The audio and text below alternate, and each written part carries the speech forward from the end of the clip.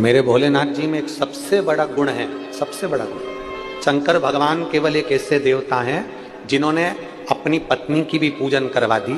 शंकर भगवान एक ऐसे देवता हैं जिन्होंने अपने बेटे की भी पूजन करवा दी। शंकर भगवान केवल एक ऐसे देवता हैं जिन्होंने अपने नंदी की भी पूजन करवा दी। शंकर भगवान केवल एक ऐसे देवता हैं जिनने अपने पोते शुभ लाभ की भी पूजन करवा दी। शंकर भगवान एक ऐसे देवता हैं जिनने पड़पोते अमोद और प्रमोद की भी पूजन करवा दी। शंकर भगवान एक ऐसे देवता हैं जिन्होंने अपनी लड़की अशोक सुंदरी की भी पूजन करवा दी। शंकर भगवान एक ऐसे देवता हैं जिन्होंने अपने गले में पड़े हुए सांप की भी पूजन करवा दी। शंकर भगवान एक ऐसे देवता हैं जिन्होंने मस्तक पर चढ़ी हुई बेलपत्र की भी, बोलते जाओ जम के, पूजन करवा दी। शंकर भगवान एक ऐसे देवता हैं जिन्होंने अपने तन पर चढ़ी हुई भस्म की भी पूजन करवा दी।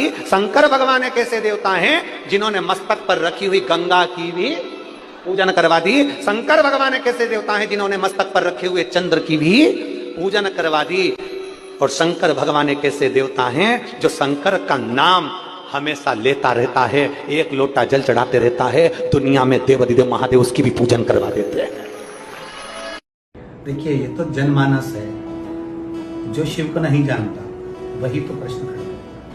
कहीं ना कहीं किसी ना किसी रूप में, ऐसा नहीं कि शंकर को जो मृत्यु लोक पर जन्मा है वो शिव के ही कृपा से जन्मा। शिव के कृपा के बिना उसका जन्म ही नहीं। शिव पूजन केवल आज के युग की बात नहीं है कि आज हम कर रहे हैं कलयुग में शंकर की आराधना।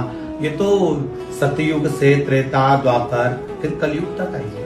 और ऐसा केवल एक ही युग नहीं, ब्रह्मा जी की सृष्टि में जितने युग हुए हैं उन सारे युग में सारे देवता हों, चाहे असुर हों, चाहे गंधर्व हों, चाहे अप्सरा हों, चाहे मानव हों, सबने शिव की आराधना की। और शिव आराधना के बिना कुछ मिल भी नहीं सकता, शंकर की आराधना के बिना कुछ प्राप्त हो ही नहीं सकता। तो पूजन तो शिव की इतनी जरूरी है कि आप अगर संसार सागर में आए हो, आप इस मनुष्य देह अगर आपको प्राप्त हुई है और आपने शिव की आराधना नहीं करी तो आपका मनुष्य जीवन व्यर्थ है, बेकार है।